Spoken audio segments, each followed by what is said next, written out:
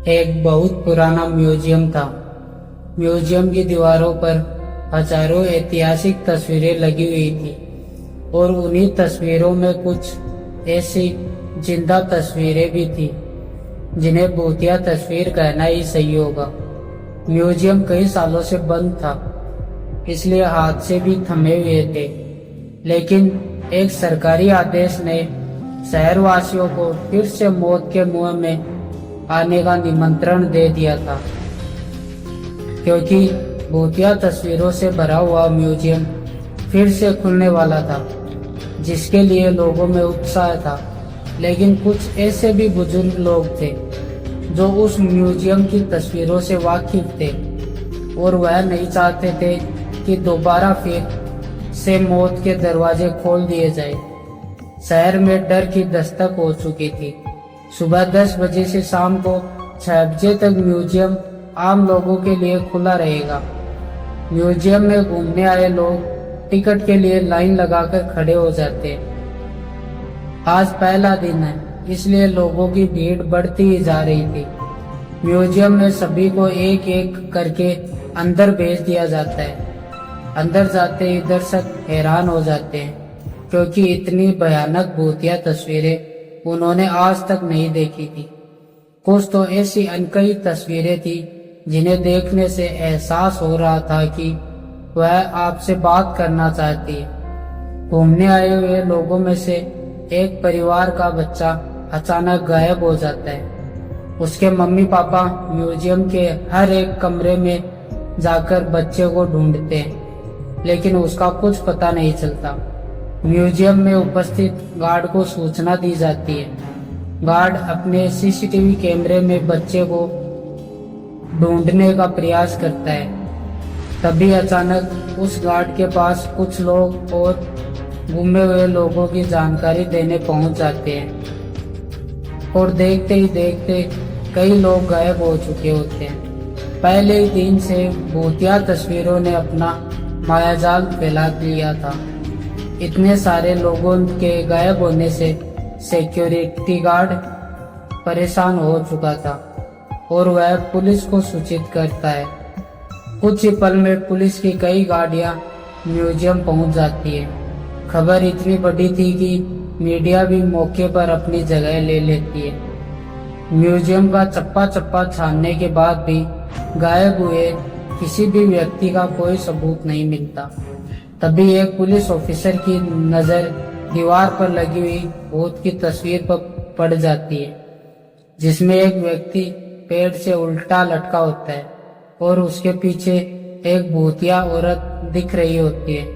Police officer museum में उपस्थित guard से कहते हैं, क्या यह तस्वीर पहले भी लगी थी?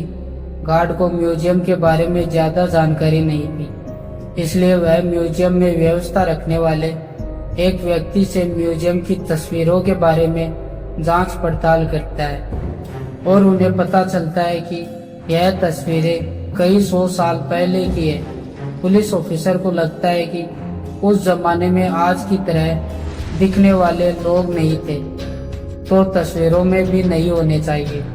तभी पुलिस ऑफिसर कुछ और तस्वीरों पर नजर घुमाते हैं। सभी तस्वीरों में आज के जमाने का कोई न कोई व्यक्ति नजर आ रहा होता है और जब गुमे हुए लोगों की शिनाख्त की जाती है तो पुलिस ऑफिसरों के पैरों तले जमीन खिसक जाती है।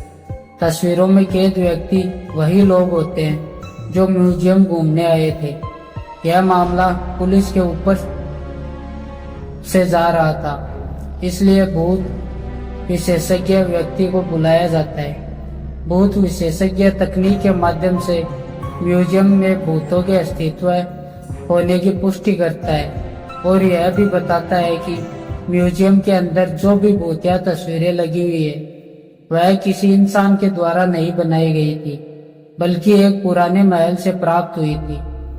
ऐतिहासिक अफवाहों के अनुसार इन तस्वीरों को एक जादूगर ने राजा के कहने पर बनाया था। उसमें उसने राजा के दुश्मनों को जिंदा ही अपनी मंत्र शक्ति के माध्यम से तस्वीरों में कैद कर दिया और उन तस्वीरों को महल के तहखाने में हमेशा के लिए संरक्षित कर दिया गया। लंबे समय के बाद ये भूतिया तस्वीरें म्यूजियम तक पहुंची है और तस्वीरों में मौजूद इंसान जो कि भूत बन चुके हैं वह तस्वीरों से बाहर आना चाहते हैं, जिसके लिए उन्होंने हमारी दुनिया से एक एक व्यक्ति को चुना है और उन्हीं व्यक्तियों के शरीर के जरिए यह हमारी दुनिया में आ सकते हैं। भूत विशेषज्ञ की बात सुनकर वहाँ मौजूद सभी घबरा जाते हैं और अपने परिवार वालों के लिए दुखी होकर रोने लगते हैं। तभी भूत विशेषज्ञ बताते हैं कि तस्वीरों में कैद इंसानों को निकालने का एक ही तरीका है, हमें उन तस्वीरों से हर उस इंसान को मिटाना होगा जो हमारी दुनिया से गया है, लेकिन यह काम सिर्फ कुछ ही सेकंड में करना होगा। पुलिस ऑफिसर भूत विशेषज्ञ से पूछते हैं, इतनी जल्दी किसी की तस्वीर मिटाना संभव नहीं है, आप बताएं कैसे होगा। भूत विशेषज्ञ बताते हैं कि विज्ञान ने बहुत तरक्की कर ली है, हमें एक ऐसे केमिकल की जरूरत है जो एक सेकंड में किसी भी पेपर से रंगों को हटा सके, और किस्मत से उन्हें ऐसा एक केमिकल मिल जाता है जिससे सभी की तस्वीरें मिटाई जा सकती थी। लेकिन चुनौती तो सभी तस्वीरों को एक साथ मिटाने की थी। भूत विशेषज्ञ पुलिस ऑफिसर से कहते हैं, जितने भी तस्वीरों में लोग कैद हैं, आप उनके सामने अपना एक एक पुलिस का जवान खड़ा कर दीजिए ताकि सभी के हाथ में केमिकल पाउडर देकर एक साथ लोगों की तस्वीरें मिटाई जा सके।